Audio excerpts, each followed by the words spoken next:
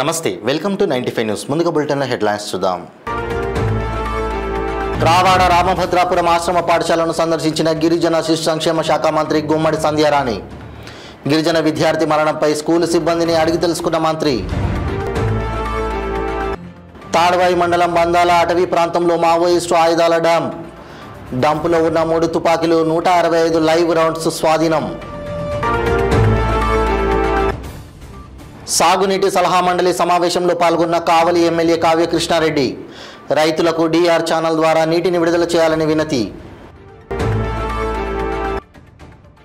మొడెంకల్లు గ్రామంలో దగ్ధమైన జీసీఎంఎస్ గోడౌన్ను పరిశీలించిన మాజీ డిప్యూటీ సీఎం పుష్ప శ్రీవాణి. గోడౌన్కు తగిన రక్షణ ఏర్పాట్లను చేయాలని సూచన. ఇక ఇప్పుడు బులెటిన్లో డీటెయిల్స్ చూద్దాం. పార్వతీపురం మన్యం జిల్లా జియమ్మ వలస మండలం రావాడ రామభద్రాపురం ఆశ్రమ పాఠశాలను గిరిజన శిశు సంక్షేమ శాఖ మంత్రి గుమ్మడి సంధ్యారాణి సందర్శించారు.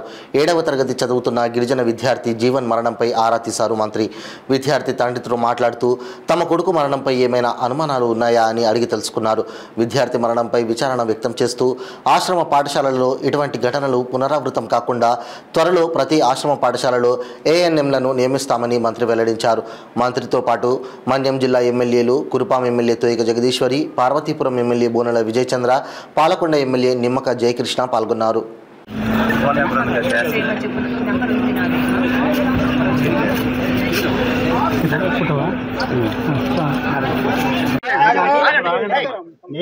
గిరిజనులు తెలియదు అంటే మేము ఆయన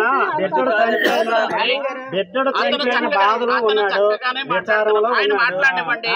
నిజంగా ఆయన కష్టం ఉంది, ఆయన చెప్పిందంత నిజమైతే ఎంక్వైరీ వేయిస్తాను. చెప్పాను నేను ఆయనతో మాట్లాడుతాను, ఆయన చెప్తేనే వేయిస్తాను, మీరంతా చెప్తే ఎందుకంటే ఆయనకు నిజంగా కష్టం ఉంది, ఆయనకి ఇబ్బంది ఉందంటే ఆయన ఏం చెప్తారో అందుకు విందామని లోపల పిలిచారు, కూర్చొని పెట్టి. నీకు ఏమనిపిస్తుంది ఆ విషయం వినడానికి వచ్చాం, మీ సమస్య తెలుసుకోవడానికి వచ్చాం. మినిస్టర్ గారు కానీ ఇప్పుడు మినిస్టర్ గారితో పాటు లోకల్ ఎమ్మెల్యేతో పక్కన 2 ఎమ్మెల్యేలు కూడా రావడానికి కారణం జిల్లాలో ఉన్న అందరూ ఎమ్మెల్యేలు నీ దగ్గరికి వచ్చాం. అంటే ఏం జరిగింది అని అనిపిస్తుంది చెప్పండి. మన పార్వతీపురం ఈరోజు రావాడ రామభద్రపురంలో మన గిరిజన ఆశ్రమ పాఠశాలలో ఉన్నాం. 7th క్లాస్ చదువుతున్న జీవన్ అనే అబ్బాయి అనారోగ్య కారణం వల్ల మొన్న చనిపోవడం జరిగింది. అయితే సడన్గా కొలాప్స్ అవ్వటం వల్ల ఆరోగ్య కారణం ఏంటి అనేది అర్థం కాక ఆ తండ్రి కృష్ణ గారు బాధపడటం మనం ఈరోజు చాలా బాధ అనిపిస్తుంది. ఎందుకంటే బిడ్డలు ఎవరి బిడ్డలైనా ఒకటే. ఈరోజు ఇక్కడ ఉన్నటువంటి పిల్లలందరూ కూడా ఎంతో బాధపడుతున్నారు. దాదాపు 250 మంది పిల్లలు ఇక్కడ ఉన్నారు. వాళ్ళందరూ కూడా సడన్గా వాళ్ళతో పాటు తిరుగుతున్న ఒక అబ్బాయి సడన్గా మాయమైపోయినట్టు అయిపోయిందని స్టూడెంట్స్ కానీ టీచర్స్ కానీ అందరూ కూడా బాధపడే పరిస్థితి. ఈరోజు మన్యం జిల్లా నలుగురు ఎమ్మెల్యేలు కూడా ఇక్కడికి వచ్చాం. నేను కానీ, లోకల్ ఎమ్మెల్యే కురుపాం ఎమ్మెల్యే గారు కానీ, పార్వతీపురం ఎమ్మెల్యే గారు కానీ, అలాగే పాలకొండ ఎమ్మెల్యే గారు అందరూ. ఎందుకంటే మన బిడ్డ ఇక్కడ ఏం జరిగింది, అసలు ఏంటి విషయం అని ఆ తండ్రిని అడిగితే అంటే ఎవరి మీద నాకు అనుమానం లేదు, కాకపోతే బిడ్డ ఎలా చనిపోయాడో అర్థం కాని పరిస్థితి అయ్యిందని ఆయన బాధపడుతున్నాడు. ఎందుకంటే ఇలాంటి పరిస్థితులు పునరావృతం కాకూడదనే ఉద్దేశంతోనే హాస్టల్స్లో మేము ఏఎన్ఎంలను కూడా వేయడం జరిగింది. ఏఎన్ఎంలు కూడా అతి త్వరలో అన్ని హాస్టల్స్ కూడా వస్తారు. కానీ ఒకటి ఏంటంటే హాస్టల్స్లో ఆశ్రమ్ స్కూల్స్లో నైట్ టైం ఖచ్చితంగా ఒక టీచరా, ఒక వార్డెనా, ఎవరో ఒక రెస్పాన్సిబుల్ పర్సన్ మాత్రం నైట్ టైం ఉండాలి అని ఇంతకు పూర్వం చెప్పడం కూడా జరిగింది. నైట్ టైం ఒకరుంటే రెస్పాన్సిబిలిటీ ఎక్కువగా ఉంటుంది. నైట్ టైం ఏం జరిగిందా ఏంటా అంటే అది ఒక పెద్ద వాళ్ళు ఎవరైనా ఉంటేనే రెస్పాన్సిబిలిటీగా తీసుకోగలుగుతారు. ఈరోజు ఎలా జరిగినా ఏం జరిగినా ఆ కుటుంబానికైతే చాలా బాధ. ఖచ్చితంగా ఆ కుటుంబాన్ని ప్రభుత్వం ఆదుకుంటాం. ఖచ్చితంగా అతనికి కావలసినటువంటి సహాయం చేస్తామని మీకు అందరికి కూడా తెలియజేసుకుంటున్నాను. Thank you. ములుగు జిల్లాలోని తాళవాయి మండలం బందాల అటవీ ప్రాంతంలోని ఒడ్డుగూడెం గ్రామ సమీపంలో వట్టెవాగు వద్ద సిపిఐ మావోయిస్ట్ ఆయుధాల డంపు ఉందన్న విశ్వసనీయ సమాచారం మేరకు పోలీసులు బీడీ టీం బృందాలు ఆ ప్రాంతానికి చేరుకుని సోదాలు నిర్వహించగా ప్రభుత్వ నిషేధిత సిపిఐ మావోయిస్టులు అమర్చినటువంటి ఆయుధాల డంపును గుర్తించి వాటిని స్వాధీనం చేసుకున్నారు. స్వాధీనపరుచుకున్న ఆయుధ సామాగ్రిలో మొత్తం 3 తుపాకులు 165 లైవ్ రౌండ్స్ డంపులో ఉన్నాయి. ఈ సందర్భంగా ఎస్పీ మాట్లాడుతూ అజ్ఞాతంలో ఉన్న మావోయిస్టులు పోలీసుల ఎదుట స్వచ్ఛందంగా లొంగిపోవాలని వారికి ప్రభుత్వం తరపున పునరావాసం కల్పిస్తామని ఎస్పీ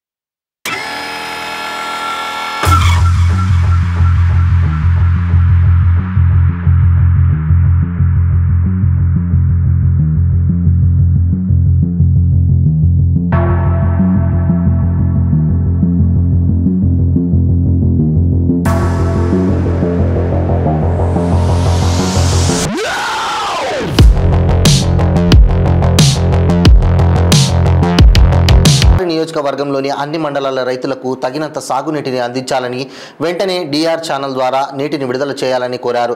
ఈ కార్యక్రమంలో జిల్లా కలెక్టర్, ఇరిగేషన్ అధికారులు పాల్గొన్నారు. రైతు సోదరులకి ఎటువంటి ముఖ్యంగా నా కాన్స్టిట్యున్సీ డెల్టా ఏరియా కాబట్టి రైతు సోదరులకి ఎటువంటి ఇబ్బంది లేకుండా సమన్వయపరుచుకొని కాంట్రాక్టర్స్ని ఏదైతే మనం ఇస్తున్నామో ఆ కాంట్రాక్ట్ కాకుండా దాన్ని చూసాలని మిమ్మల్ని నేను కోరుకుంటున్నాను. అదేవిధంగా కనిగట్ రిజర్వాయర్ మా నియోజకవర్గంలోని ఆయకట్టకు ముఖ్య ఆధారం. ప్రస్తుతం కనిగిరి రిజర్వాయర్ కట్టలు చాలా బలహీనంగా ద్వారా తెలిసింది. కనిగిరి రిజర్వాయర్ యొక్క గేట్లు కూడా పాడైపోయినాయి. కావున కనిగిరి రిజర్వాయర్ను పునరుద్ధరణ కొరకు ఉపయోగపడుతుంది. కావున ప్రతి సంవత్సరము ఎన్జిటి ఆదేశాల మేరకు అవసరమగు నీటిని ధన్యవాదాలు తెలియజేస్తున్నాను. అయితే ఇక దగదత్తి, బోగోలు, అల్లు, కావలి మండలాలు ఉన్నాయి. దగదత్తి మండలం ముఖ్యంగా పైడేరుతో పాటు కనిగిరి రిజర్వాయర్తో పాటు తలవంచి మేజరు, డిఆర్ ఛానల్స్ ఉన్నాయి. ఇది మీరు నోట్ చేసుకోవాలి. మేమేదో ఇక్కడ టీవీల కోసమో లేదంటే ఏదో మాట్లాడామనిపించుకోవడం కాదు. మా ఆలోచన ప్రతి ఒక్కటి కూడా ప్రతి రైతు గొంతుగా మేము ప్రతి మాట్లాడే మనది మాట మా రైతు హృదయాల నుంచి వచ్చిన భాష. వారు మా ముందు వ్యక్తపరిస్తే దాన్ని మేము ముందు మేము వ్యక్తపరుస్తున్నామంటే దాని యొక్క ఇంపార్టెన్స్ చాలా ముఖ్యమైనటువంటిది. ఈ డిఆర్ ఛానల్ 2019-20 ప్రాంతంలో టెండర్లు పెరగడం జరిగింది. నాటి నుంచి నేటి వరకు కూడా 30% మాత్రమే వర్క్ పూర్తి చేశారు. గత ప్రభుత్వ వైఫల్యాల వల్ల కావచ్చు, పేమెంట్లు డిలే వల్ల కావచ్చు, కాంట్రాక్టర్ల వర్కులు ఆపేసిన కారణాల వల్ల కావచ్చు, ఈ రోజున మీ డిపార్ట్మెంట్ యొక్క ఆలోచనలు కాంట్రాక్ట్ యాక్ట్లో ఉంది కాబట్టి ఇంకా అక్కడ సిల్ట్ తీయలేము, అక్కడ జమ్ము ఎక్కువైపోయినా కూడా మేమేం చేయలేము, నీళ్లు ఫ్లో లేకపోయినా కూడా మాకేం సంబంధం లేదన్నట్టు అధికారులు అలసత్వం వహించడం మంచి పద్ధతి కాదు. మనందరం, మీరు, మేము అందరం కూడా ప్రజలకు జవాబుదారీతనం. ఈ తనంలో డిఆర్ ఛానల్ గుండా ప్రతి ఒక్క చెరువుకి, ప్రతి ఒక్క ఆయకట్టు నుండి ప్రతి ఎకరాకి నీళ్లు అందించాల్సింది. ఈ రోజున మీరు ఓఎండ్ఎం కింద కానీ ఎఫ్డిఆర్ కింద కానీ నిధులు వెచ్చించాలి. కారణం టెండర్ పిలిచింది. పార్వతీపురం మన్యం జిల్లా కురుపా మండలం మొడెంకల్లు గ్రామంలో దగ్ధమైన జీసీఎంఎస్ గోడౌన్ను మాజీ డిప్యూటీ సీఎం పుష్ప శ్రీవాణి పరిశీలించారు. 2 రోజుల క్రితం గోడౌన్ దగ్ధమైన విషయం తెలిసిందే. ఈ విషయం తెలుసుకున్న మాజీ డిప్యూటీ సీఎం సంఘటన స్థలానికి చేరుకున్నారు. అనంతరం వారు ఈ గోడౌన్ను పరిశీలించారు. దగ్ధమైన అటవీ ఉత్పత్తుల గురించి అడిగి తెలుసుకున్నారు. ఈ సందర్భంగా వారు మాట్లాడుతూ గిరిజనుల ఉత్పత్తులు కొనుగోలు చేసి నిల్వ ఉంచే జీసీఎంఎస్ ఈ గోడౌన్ను తగిన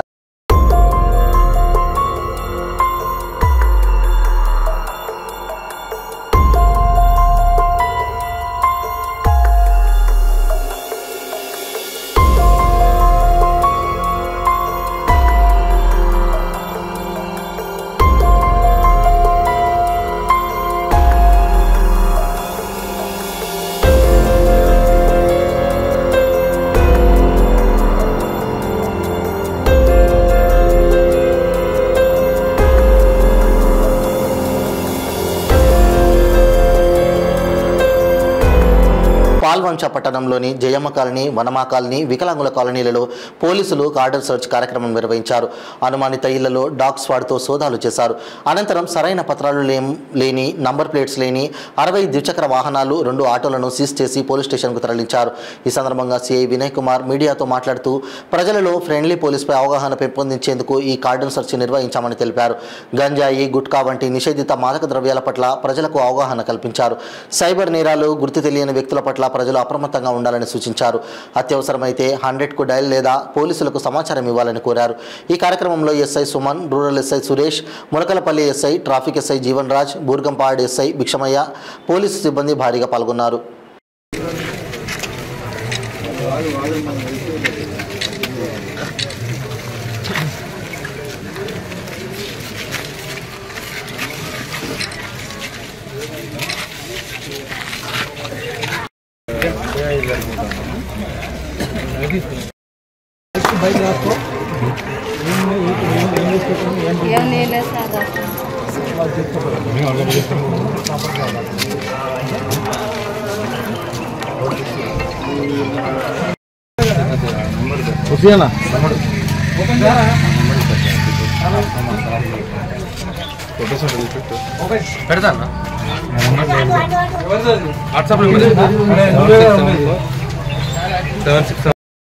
గౌరవ ఎస్పీ సార్ గారి యొక్క ఆదేశాల మేరకు పాల్వంచ పట్టణంలోని వనమా కాలనీ, అమ్మాలని కాలనీలో కార్డన్ సెర్చ్ ఆపరేషన్ని కండక్ట్ చేయడం జరిగింది.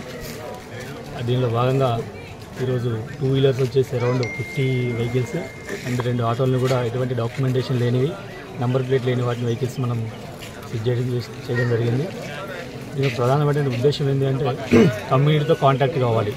ఇప్పుడు ఇష్యూస్ ఈ యొక్క అటువంటి సమాజంలో ఏం ఇష్యూస్ జరుగుతున్నాయి ఈ కమ్యూనిటీకి తెలియజేయాలి, కాంటాక్ట్ చేయాలనే ఉద్దేశంతో ఈ ప్రోగ్రామ్ కండక్ట్ చేసినాము.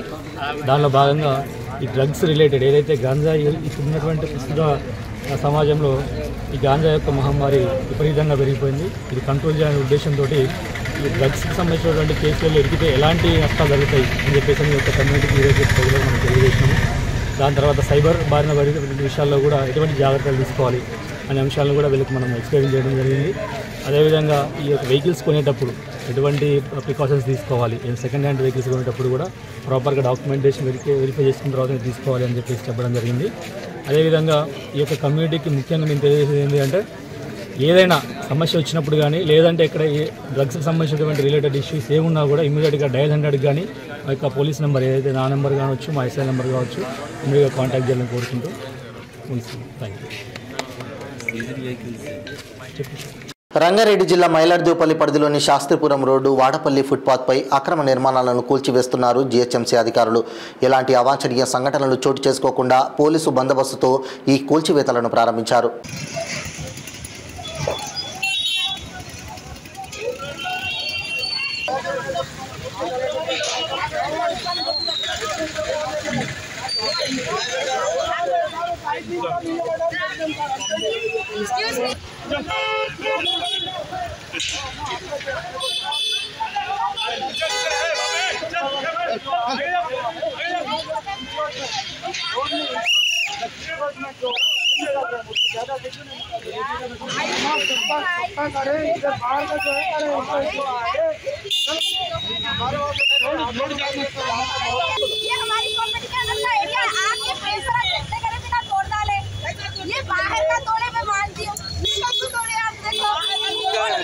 आपके घरों को भी तोड़ दिए।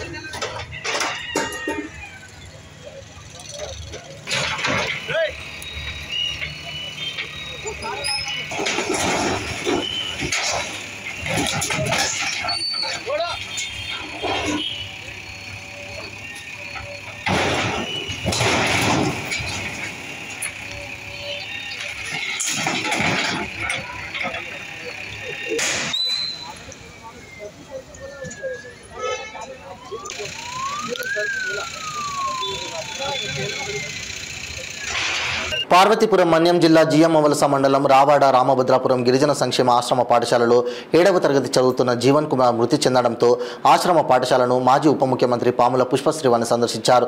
ఈ సందర్భంగా ఆమె మాట్లాడుతూ గిరిజన విద్యార్థి మృతి ముమ్మాటికి ప్రభుత్వ నిర్లక్ష్యపు హత్య అని అన్నారు. ఇప్పటి వరకు విద్యార్థి మృతిపై ఐటీడీఏ అధికారులు పర్యవేక్షణ చేపట్టలేదన్నారు. రాత్రి విద్యార్థులతో ఉండాల్సిన వార్డెన్ లేకపోవడం ఏంటని ప్రశ్నించారు. వెంటనే కమిటీ వేసి విద్యార్థి మృతిపై విచారణ చేపట్టాలన్నారు. అలాగే మంత్రి సంద్రారాణిపై నిప్పులు చెలరేగారు. మంత్రి కేవలం తూతూ మంత్రంగా పాఠశాలను సందర్శించి చర్యలు తీసుకోకుండా వెళ్లిపోయారని అన్నారు. నా రాజకీయ జీవితంలో ఇలాంటి మంత్రిని చూడలేదని, మాట తీరు కూడా తెలియని వారికి మంత్రి హోదా ఇవ్వడం హాస్యాస్పదమని అన్నారు. ఇలాంటి సంఘటనలు జరిగినప్పుడు కఠిన చర్యలు తీసుకొని విద్యార్థుల మరణాలు సంభవించకుండా చర్యలు తీసుకోవాలని వారు డిమాండ్ చేశారు.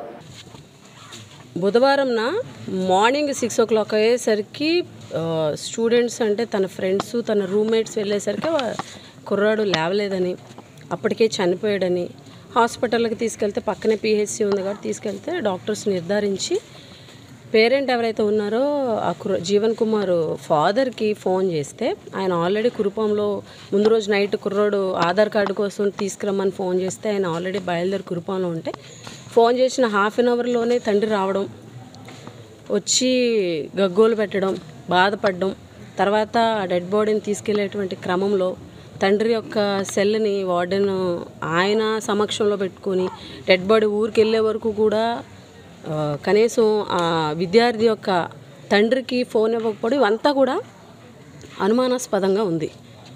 అయితే ఇదంతా మాట్లాడడం కరెక్టేనా? ఒక విద్యార్థి మృతి మీద ఆశ్రమ స్కూల్లో ట్రైబల్ వెల్ఫేర్ ఆశ్రమ స్కూల్లో ఒక విద్యార్థి మృతి మీద అనుమానం వ్యక్తం చేస్తే ప్రజలు, ప్రజా సంఘాలు, విద్యార్థి సంఘాలు, ప్రతిపక్షాలు అనుమానం వ్యక్తం చేసినప్పుడు ఆ అనుమానాన్ని నివృత్తి చేసి ఎంక్వైరీ చేసి బాధ్యులు ఎవరైతే ఉన్నారో వాళ్ళ మీద చర్యలు తీసుకొని ప్రభుత్వ పరంగా ప్రజలకు ఒక భరోసా ఇవ్వాల్సినటువంటి బాధ్యత మీలో లేదా? తండ్రి అడిగితేనే ఎంక్వైరీ చేస్తామంటాం ఎక్కడ రూల్ ఉంది? అంటే తండ్రిని బెదిరించో లేకపోతే ఇంకోటి చేసో మ్యానిపులేట్ చేసో మా వాళ్ళ అమాయకులు కాబట్టి సైలెంట్ చేసేయచ్చు. కానీ ప్రజా సంఘాలు, విద్యార్థి సంఘాలు, ప్రతిపక్షాలు ఉన్నది దేనికి?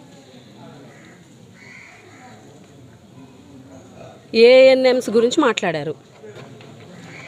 ఏఎన్ఎంస్ని వేసేసామన్నారు ఫస్ట్, తర్వాత మళ్ళీ గుర్తొచ్చినట్టుంది వేయలేదని. వస్తారు త్వరలో. తండ్రికేమో మీకు న్యాయం చేస్తాము, ఇప్పుడు ఎలక్షన్ కోడ్ ఉంది అని చెప్పారు. మీరు మొదటి సంతకం పెట్టారు, ఏఎన్ఎంకి సంబంధించి రీఇనిషియేట్ చేస్తామని మొదటి సంతకం పెట్టిన మొదటి సంతకానికే 5 నెలలైనా గతి లేదు. మీరు పెట్టిన మొదటి సంతకానికే ట్రైబల్ వెల్ఫేర్ మినిస్టర్ గారు మీరు పెట్టిన మొదటి సంతకానికే గతి లేదు. మీరు ఇచ్చిన మాట విద్యార్థి పేరెంట్స్ ఎలా నమ్మాలి? మేము ఎలా నమ్మాలి? ఎన్నికల కోడ్ ఉంది అందుకని మేము చెప్పలేకపోతున్నాము అని చెప్పేసి చెప్పారు. పోనీ ఆఫ్ ద రికార్డ్ అయినా ఆ పేరెంట్కి భరోసా ఇచ్చారా? తండ్రికి ఏం చేయబోతున్నారు ఆఫ్ ద రికార్డ్ అయినా చెప్పారా? ఆన్ రికార్డ్ వద్దు, ప్రెస్ ముందు వద్దు, ఎలక్షన్ కోడ్ ఉందని చెప్పారు. పోనీ ఆఫ్ ద రికార్డ్ అయినా వాళ్ళకి భరోసా ఇచ్చారా? ఇవ్వలేదు. ఈ జిల్లాలో మీ ప్రభుత్వం వచ్చిన తర్వాత, మీరు మంత్రి అయిన తర్వాత సుమారుగా ఆన్ రికార్డ్ 8 మంది విద్యార్థులు చనిపోయారు. 8 మంది విద్యార్థులు చనిపోయారు. ఈ 5 నెలల్లో హిస్టరీ, మీ ప్రభుత్వంలో ఇదొక హిస్టరీ. 7 మంది విద్యార్థులు, 8 మంది విద్యార్థులు, ట్రైబల్ వెల్ఫేర్లో 7 మంది విద్యార్థులు చనిపోతే కామారెడ్డి జిల్లా కేంద్రంలోని పాత national highway road Bawarchi hotel పక్కన ఈవీకే మోటార్స్ను గత 2 నెలల క్రితం ప్రారంభించడం జరిగింది. ఈ సందర్భంగా ఆరిఫ్ అంగడి బాబా మాట్లాడుతూ ఈవీకే మోటార్ షోరూంను ప్రారంభించుకుని 2 నెలల కాలంలోనే ఎంతో అద్భుతంగా పేరు తెచ్చుకోవడం జరిగిందన్నారు. ఈరోజే కొత్త సూపర్ ఎక్సైల్ మోటార్ సైకిల్ వాహనం తీసుకురావడం జరిగిందన్నారు. ఇది బ్యాటరీ ఛార్జింగ్ ద్వారా నడిచే సరికొత్త వాహనమని, ఇప్పుడున్న కాలంలో ప్రజలకు ఇబ్బందులు కలగవద్దని బ్యాటరీ ఛార్జింగ్ ద్వారా నడిచే సరికొత్త వాహనాలు తీసుకురావడం జరుగుతుందని తెలిపారు. మా షోరూంలో దీని రేటు 1,10,000 రూపాయలు ఇవ్వడం జరుగుతుందని, దీనికి ఫైనాన్స్ అవకాశం కూడా కల్పించడం జరిగిందని తెలిపారు. ద్విచక్ర వాహనం మార్చుకునే అవకాశం కూడా ఉందని, ఈ అవకాశాన్ని జిల్లా ప్రజలు సద్వినియోగం చేసుకోవాలని కోరారు. ఒకసారి వాహనం స్టార్ట్ చేస్తే 120 కిలోమీటర్లు వెళ్తుందన్నారు. ఇలాంటి అవకాశాన్ని పట్టణ ప్రజలు సద్వినియోగం చేసుకుని మా షోరూంకు రాగలరని వారు కోరారు.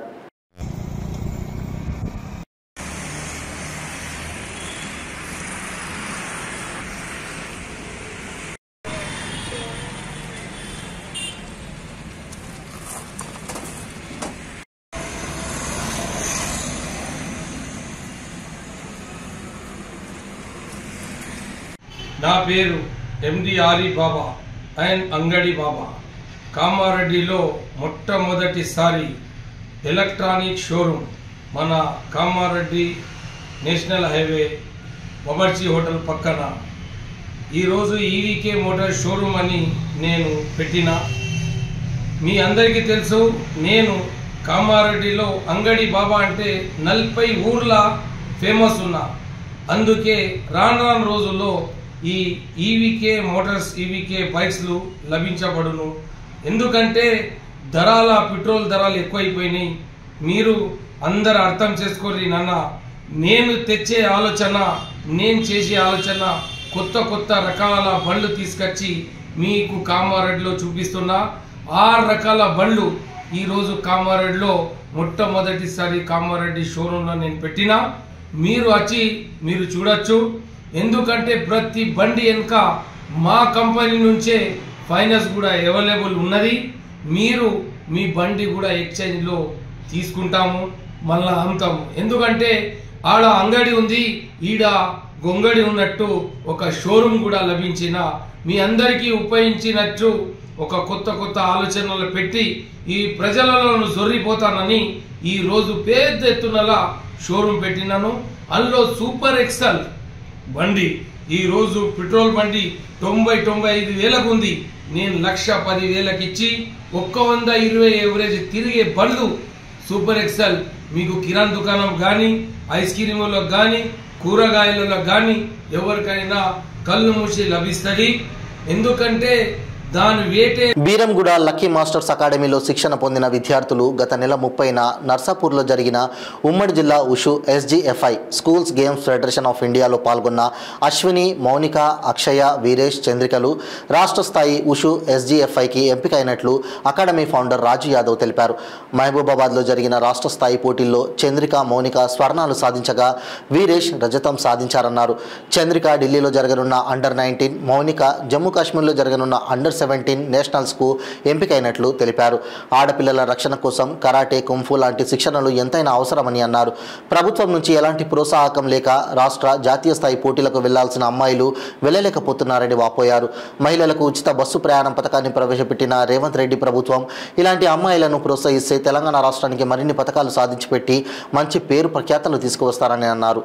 అడుగుతున్నాను, నాకు నా అకాడమీకి సంబంధించి గవర్నమెంట్ నుండి ఏదైనా స్థలం కేటాయిస్తే నేను ఫీజులు పెట్టి నడిపిస్తున్నాను, ఇన్స్టిట్యూట్ కూడా నా రెంట్.